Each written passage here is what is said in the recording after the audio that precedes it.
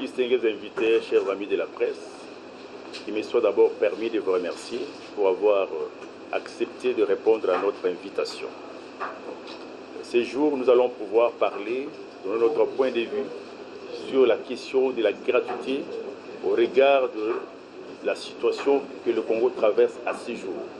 Parce qu'il y a beaucoup d'écoles, et surtout les écoles conventionnelles catholiques, beaucoup qui sont en train d'être fermées parce que les enfants ne fréquentent pas les écoles pendant quelques jours. Et nous savons aussi que les autorités qui gèrent ces écoles sont en train d'inciter les enseignants d'aller en grève pour compliquer le président de la République, l'homme de bonne volonté, qui voudrait que dans ce pays-ci, que tous les enfants puissent accéder au système. Voilà pourquoi ce matin, nous avons pensé que nous devons faire une conférence de presse pour voir au moins éclairer l'opinion et donner notre point de vue par rapport à cette question. Conformément à l'article 42 de la Constitution de la République démocratique du Congo, je cite, « Les pouvoirs publics ont l'obligation de protéger la jeunesse contre toute atteinte à sa santé, à son éducation et à son développement. » Et l'article 43 stipule « Toute personne a droit à l'éducation scolaire. » Il y est pourvu par l'enseignement national. L'enseignement national comprend les établissements publics et les établissements privés agréés. La loi fixe les conditions de création et fonctionnement de ces établissements. Les parents ont le droit de choisir le mode de l'éducation à donner à leurs enfants. L'enseignement primaire est obligatoire et gratuit dans les établissements publics. Avant l'élection du président Félix Tshisekedi, les gouvernements de la République avaient adopté en mars 2010 les documents de stratégie de développement de l'enseignement primaire, secondaire et professionnel, dont l'objectif général était de construire un système éducatif inclusif et de qualité. Et ces documents sont restés non appliqués à ce jour. En 2012, le gouvernement de la République a élaboré un plan intérimaire de l'éducation pour mettre en œuvre la stratégie adoptée, à savoir la gratuité de l'enseignement primaire pour une réduction progressive de frais scolaires à charge des parents, considérée comme une action prioritaire sur laquelle le gouvernement devrait axer ses efforts. Malheureusement, rien n'a été fait à cet effet. Pour réaliser les ambitions de la RDC, le gouvernement a articulé la stratégie de développement de ce secteur éducatif autour de la réalisation d'une éducation primaire de qualité pour tous. La RDC dispose des atouts majeurs ainsi que d'opportunités. Ces opportunités doivent aussi servir de levier pour un important flux de financement extérieur. Dans le plan intérimaire de l'éducation, en ce qui concerne le financement, il est clairement indiqué qu'au plan interne, il y a le leadership politique dans le secteur de l'éducation qui s'exprime par une implication grandissante et de plus en plus directe des acteurs et partenaires dans le processus ouvert de dialogue et d'élaboration collégiale de politique. Au plan international, la RDC connaît des difficultés sur plusieurs plans. C'est donc un État fragile. Consécutivement à cette fragilité, les enfants constituent la couche la plus vulnérable de la population. Or, la dimension enfant comporte une dimension internationale qui invite la communauté internationale à appuyer la gratuité de l'enseignement primaire. État des lieux actuel de la situation de la gratuité. Pendant la campagne électorale, le président Félix Antoine Tshisekedi s'était engagé devant ses électeurs à réhabiliter la gratuité de l'enseignement primaire dans les établissements publics une fois élu à la magistrature suprême du pays. C'est ce qu'il a entrepris de faire depuis qu'il est président de la République.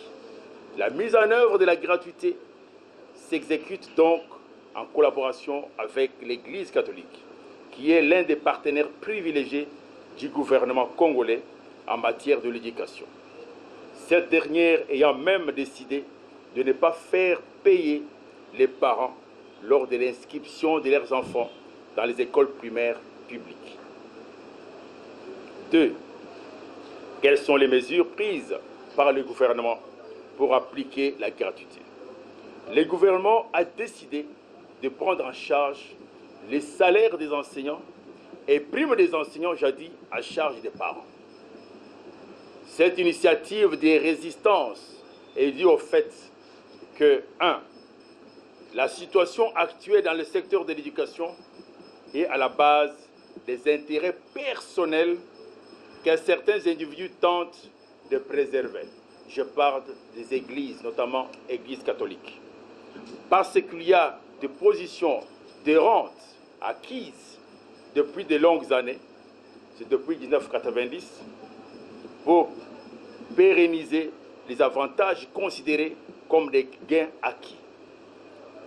Parce que les mentalités sont lentes à changer, parce que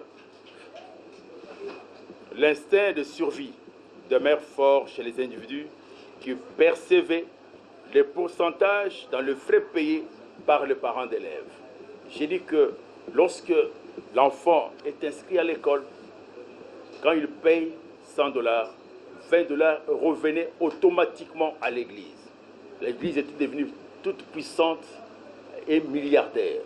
Avec la situation de prise en charge, aujourd'hui, l'Église est tombée en faillite. Il y a une résistance.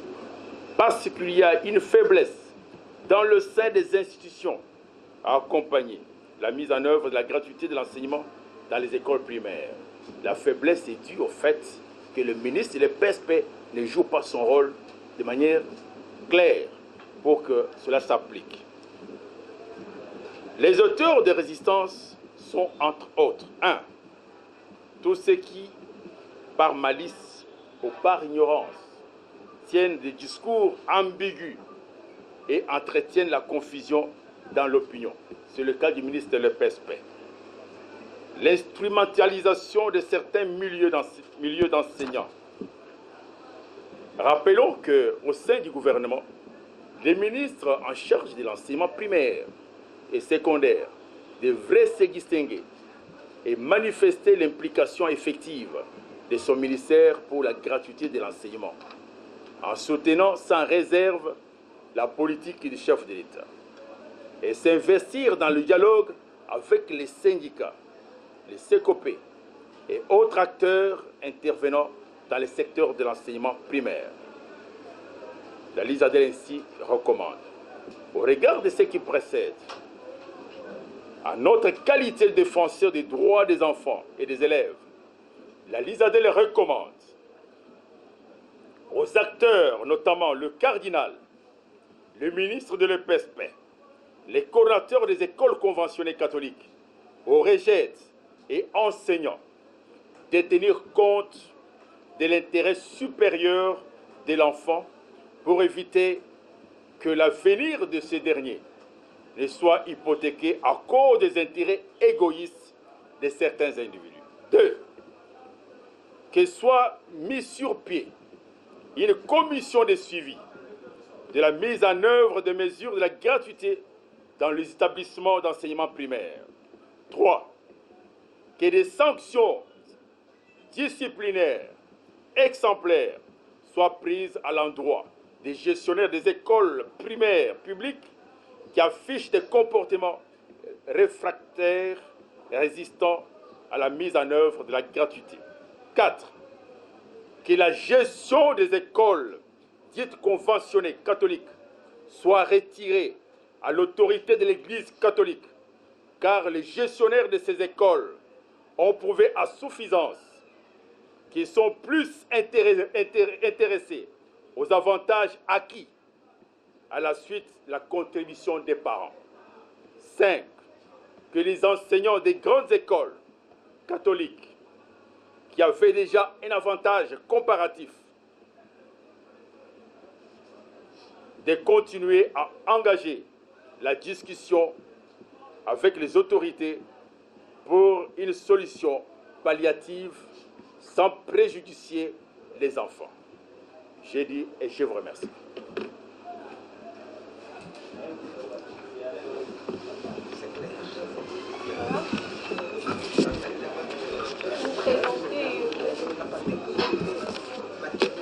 Si vous avez une question, présentez. Oui, monsieur.